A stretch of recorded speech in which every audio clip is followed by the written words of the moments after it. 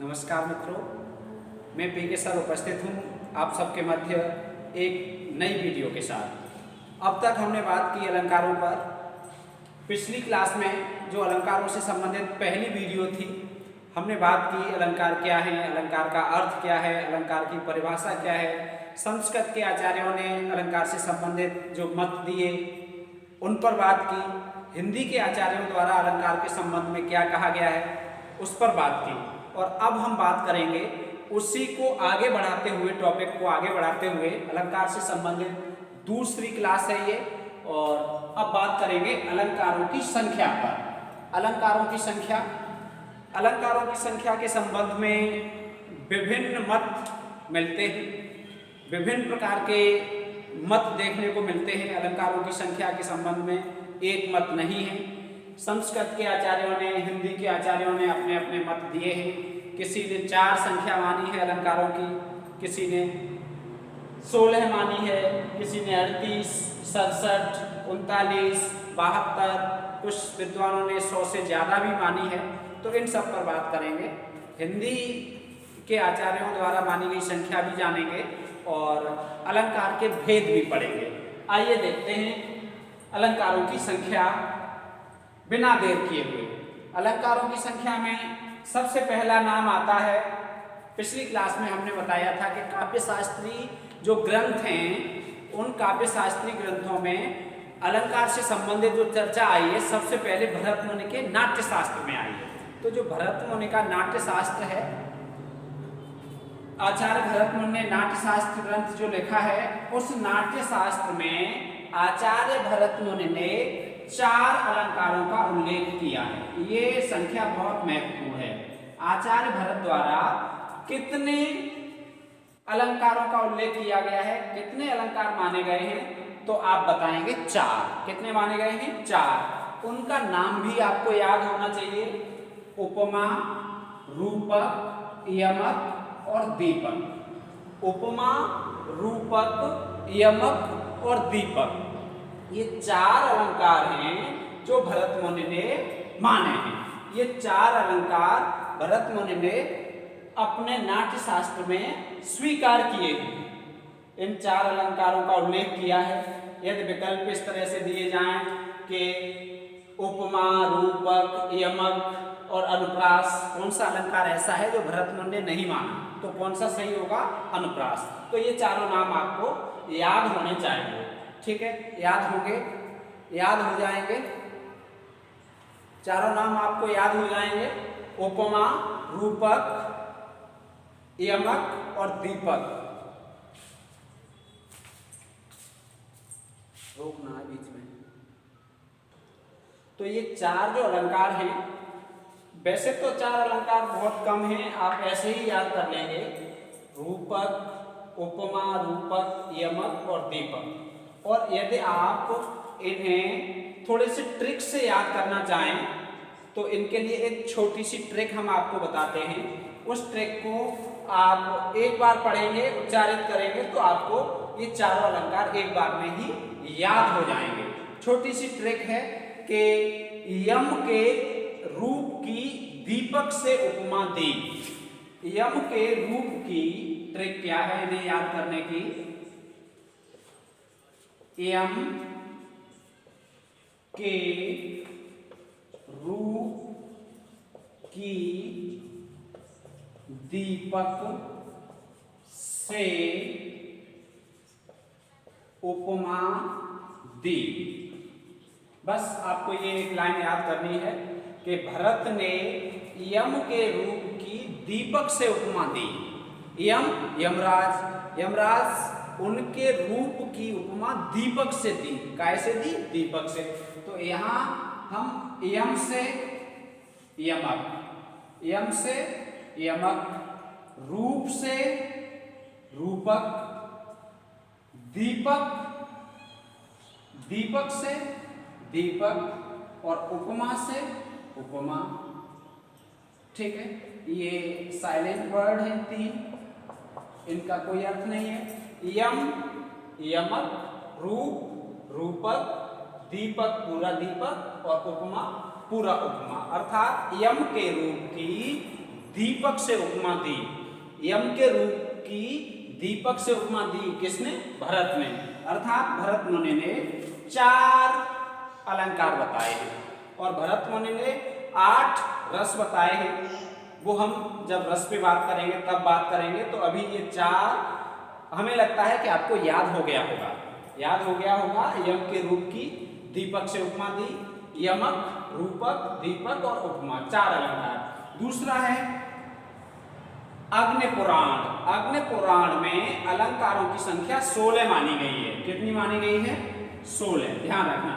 और पिछली क्लास में भी बताया था कि अग्नि पुराण किसने लिखा है? ये अज्ञात है।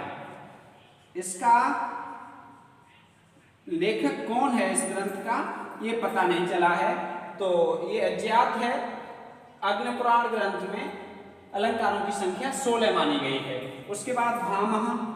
भामह ने काव्यालंकार ग्रंथ लिखा। ये ग्रंथों के नाम भी आप याद रखें, परीक्षा में बहुत पूछे जाते हैं, वेरी इंपॉर्टेंट है। प्रत्येक परीक्षा में ये ग्रंथ पूछे जाते हैं, चाहे हिंदी की हो चाहे संस्कृत की हो। तो काव्यालंकार नामक ग्रंथ लिखा भामह ने और उसमें 38 अलंकार बताए हैं। 38 में 2 शब्दालंकार और 36 अर्थालंकार।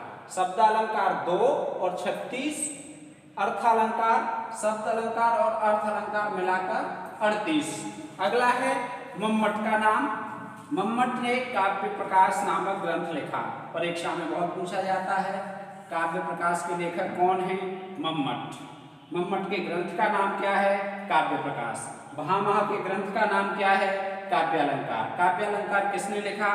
भामह ने। भरत मुनि के ग्रंथ का नाम क्या है? नाट्यशास्त्र। नाट्यशास्त्र किसने लिखा? भरत मुनि ने।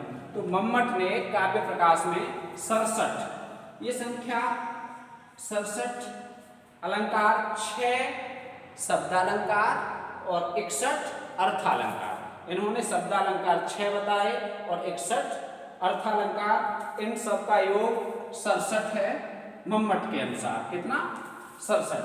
दंडी ने काव्यादर्श, बहुत महत्वपूर्ण ग्रंथ है काव्यादर्श, वेरी इंपॉर्टेंट ग्रंथ। काव्यादर्श के लेखक कौन है? दंडी। दंडी की रचना का नाम क्या है जो काव्य शास्त्र पर आधारित है? काव्यादर्श। तो दंडी ने 39 कितने अलंकार बताए? 39, 4 शब्दालंकार और 35 अर्थालंकार। ऐसे ही आचार्य भोज ने सरस्वती कंठाभरण नामक जो ग्रंथ है उसमें नवीन अलंकार के भेद की खोज की थी। इससे पहले अलंकार के 2 भेद थे, शब्दालंकार और अर्थालंकार। शब्द में जहां चमत्कार होता था वहां शब्दालंकार, जहां अर्थ में चमत्कार हो वहां अर्थालंकार। तो इन्होंने उभयालंकार नामक तीसरा भेद खोजा। तो इन्होंने 24 शब्दालंकार, 24 अर्थालंकार, 24 उभयालंकार और 24 का 3 बार योग करके 72। आचार्य भोज ने अलंकारों की संख्या 72 मानी है। कितनी मानी है? 72। और ग्रंथ का नाम पूछा जाए सरस्वती कंठाभरण किसने लिखा है? तो आचार्य भोज ने। आइए बात करते हैं इनसे आगे।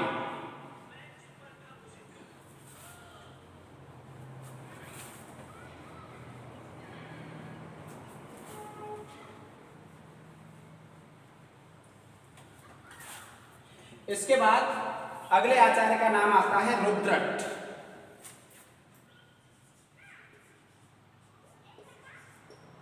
सातवां, रुद्रट के ग्रंथ का नाम ये परीक्षाओं में पूछा जाता है काव्यालंकार। क्या है? काव्यालंकार।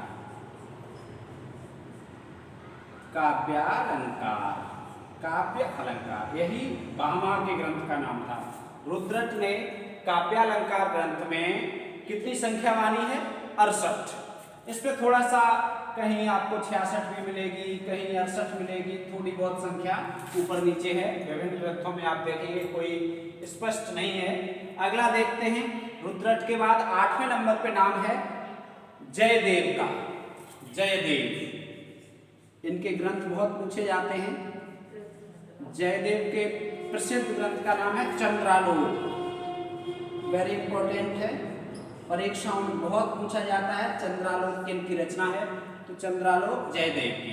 तो जयदेव ने 89 कितने अलंकार माने हैं?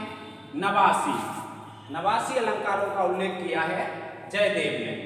अप्पय दीक्षित अगला नाम है, अप्पय दीक्षित।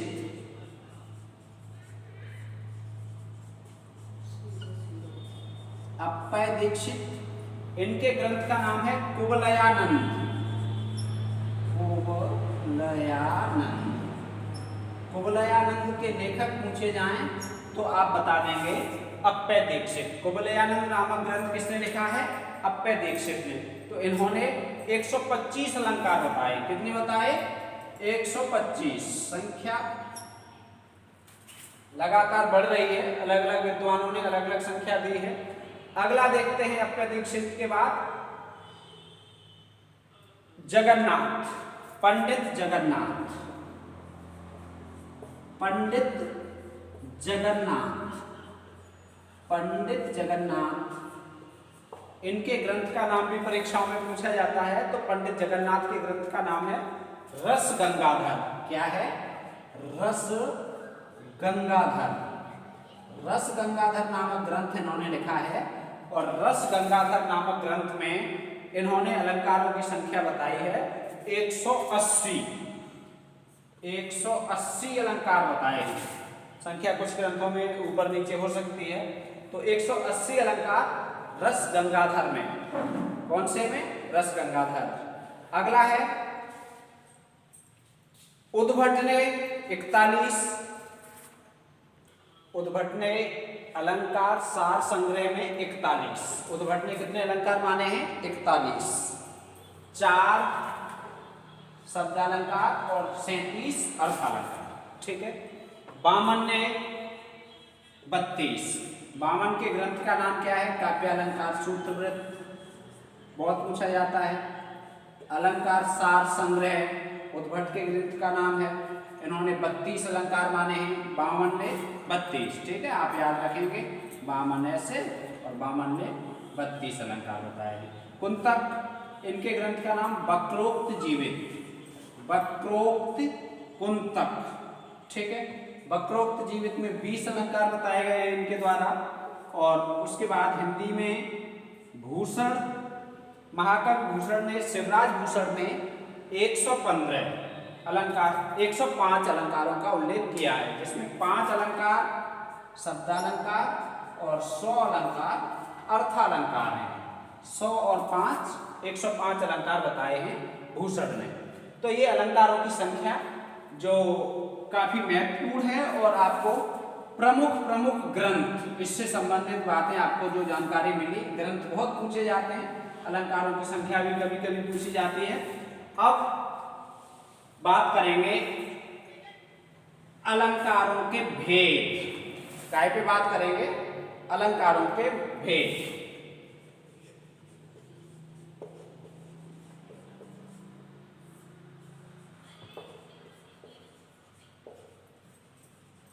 काफी विवादित प्रश्न है। अलंकार के भेद कितने हैं? परीक्षा में बहुत पूछा जाता है, अलंकार के भेद कितने हैं? तो मुख्यतः अलंकार के 2 भेद हैं। कितने भेद हैं? 2। अलंकार के 2 भेद हैं मुख्यतः। आरंभ में 2 भेद थे। पहला शब्दालंकार। कौन सा? शब्दालंकार। और दूसरा अर्थालंकार। ठीक है, अर्थालंकार। या जैसे हम शब्दों में तोड़ेंगे, संधि विच्छेद करेंगे तो अर्थ धन अलंकार, अर्थ धन अलंकार। अ और अ मिलकर आ हो गया। दीर्घ स्वर संधि है। जहां अर्थ में अलंकार हो वहां अर्थालंकार, जहां अर्थ में अलंकार हो वहां अर्थालंकार। ऐसे ही जहां शब्द के कारण या शब्द में अलंकार हो उसे शब्दालंकार कहते हैं। क्या कहेंगे उसे? शब्दालंकार, शब्द धन अलंकार।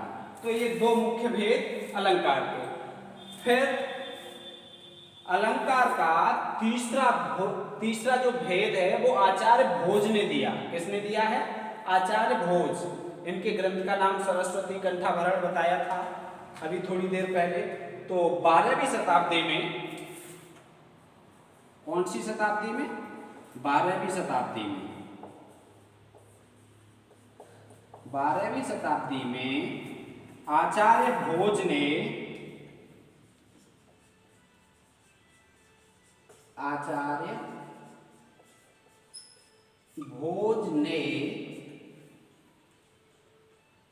अलंकार का तीसरा भेद बताया।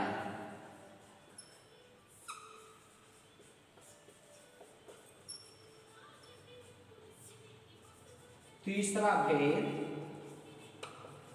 बताया, जिसका नाम दिया उन्होंने उभयालंकार। क्या?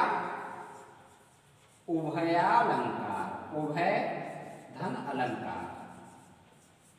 उभय का अर्थ होता है जो दोनों में हो। इसका दूसरा नाम इसे कह सकते हैं शब्दार्थालंकार। शब्दार्थालंकार, ठीक है। शब्द और अर्थ जिसमें दोनों अलंकार हो, शब्दालंकार, शब्द अलंकार भी हो और अर्थ अलंकार भी हो, दोनों की विशेषताएं हो, उसे उभयालंकार कहेंगे या कहेंगे शब्दार्थालंकार, ठीक है। तो यदि अब परीक्षा में आए कि अलंकार के भेद कितने हैं, तो वर्तमान समय में अलंकार के मुख्य भेद 3 हैं, ठीक है। कितने करने हैं? 3। शब्दालंकार, अर्थालंकार और उभयालंकार। शब्दालंकार, अर्थालंकार और उभयालंकार। अब यहां से आगे की क्लास में बात करेंगे शब्दालंकार पर। मिलते हैं अगली वीडियो में, तब तक राधे राधे।